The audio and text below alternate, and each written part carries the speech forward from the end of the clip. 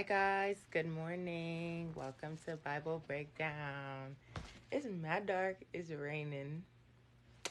Anyways, so this chapter starts out by Laban's sons accusing Jacob of basically stealing all of his wealth and having it for himself, which he did with the flocks. And then Laban's attitude changes towards Jacob. So then the Lord goes to Jacob and he's like, listen, it's time. It's time for you to go back home. So boom, Jacob calls his wives and he's like, listen, y'all, your dad is low-key hating me, so we have to go. But let's not get into the fact that he is terrible too. So then he starts explaining to them how their dad basically cheated him while he was working for him all those years because he tried to change his pay 10 times. And then he states that God made sure that he wasn't harmed throughout this whole process. And he states, God has taken away your father's herds and given them to me. So then he points out a dream that he had, and in the dream there was male like animals that was mating with the females, but the males were like speckled and spotted and striped. And in that same dream, an angel of God came to him and basically confirmed like the speckled, spotted, striped animals, because they've seen what Laban has been doing. And this is actually the same angel that was where he poured the oil on the rock, on the stone. It's the same angel that was there. So it says, I am the God of Bethel, where you poured oil on the stone marker and made a solemn vow to me. Get up and leave this land and return to your native land. So they're telling him, you need to go. It's time for you to get out of here. And then Rebecca and Leah, they say, do we have any portion in inheritance in our father's family? And then if you skip down to verse 16, it says, in fact, all the wealth that God has taken away from our father belongs to us and to our children. So do whatever God has said to you. So they're basically like, what's the point of us staying with this man if we have his riches? God has blessed us through you by basically taking all his stuff. Boom. They're like, bet, let's get out of here.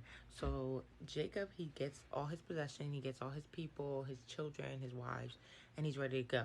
Before they go, Rachel Rachel goes and steals her dad's idols, but she doesn't tell anybody this. So Jacob doesn't tell Laban that he left. And then it says, on the third day, Laban was told that Jacob had fled. So he took his relatives with him and pursued Jacob for 7 days and overtook him.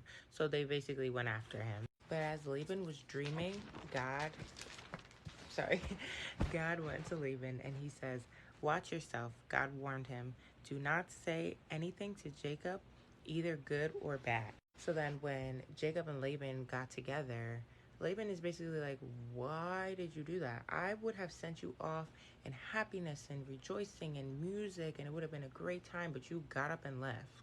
Like, what's up with you? He's like, you're acting very foolishly. And honestly, if it wasn't for God, you would be in so much harm right now. But God told me to chill. God told me to chill. Then he's like, why did you take my idols? So Jacob is like, listen, I thought that you were going to forcefully take your daughters from me. So that's why I got up and left. And then he was like, we have nothing that is your possession. So be my guest, check our tents, and take whatever is yours. But keep in mind that he doesn't know that Rachel stole the idols. So Laban goes through everyone's tent. He goes through Jacob. He goes through Leah's. He doesn't find anything. Then he goes to Rachel's. Now, Rachel put the idols in like the saddlebag that the camel was holding, and she sat on it.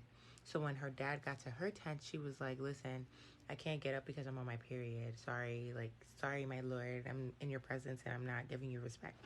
So he's like, it's fine. So he checks her tent and he finds nothing. Now at this point, Jacob is letting it out. He is just letting Laban have it. So in my little summary that I wrote on the side, I said that Jacob is letting all his feelings out to Laban. He's explaining how much he did for him over the years and mad that he's accused of sin.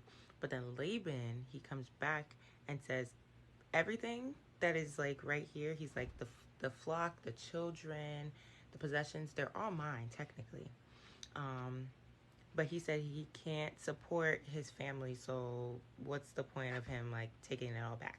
So then he decides to make a covenant with Jacob.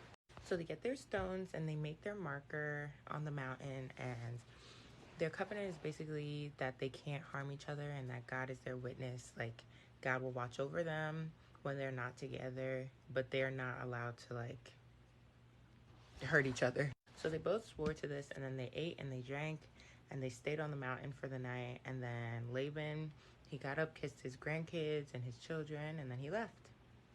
And that is chapter 31. All right, guys, hope this made sense.